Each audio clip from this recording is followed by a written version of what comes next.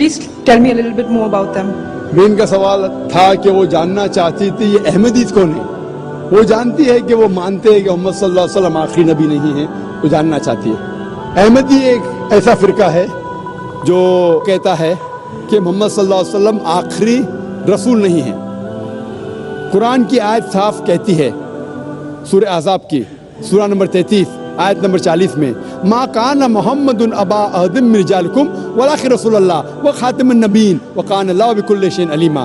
محمد صلی اللہ علیہ وسلم آپ میں سے کسی کے بھی والد نہیں ہیں اور وہ اللہ کے رسول ہے اور وہ خاتم النبیین ہے.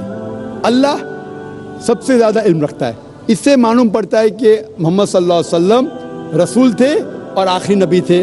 لیکن نبی اور رسول کے درمیان فرق ہے کہ نبی اللہ کے بھیجے ہوئے نبی ہوتے.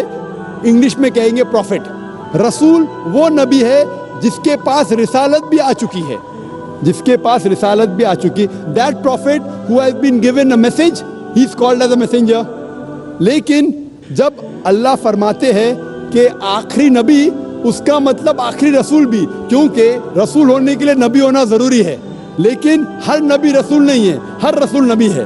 تو اگر اللہ فرماتے آخری نبی تو اس کا مطلب آخری رسول بھی. لیکن احمدی لوگ, قادیانی لوگ کہتے نہیں, نبی کا مطلب جس کے پاس رسالت آئی, پیغام آیا. رسول مطلب جس کے پاس پیغام نہیں آیا. تو ایک رسول بھی جس کے پاس پیغام نہیں آیا وہ آنے والے ہیں. اور کہتے مرزا غلام قادیان وہ رسول ہے, جو بالکل غلط ترجمہ ہے. وہ نبی اور رسول کو الٹ پلٹ کرتے. دے give different meanings for both.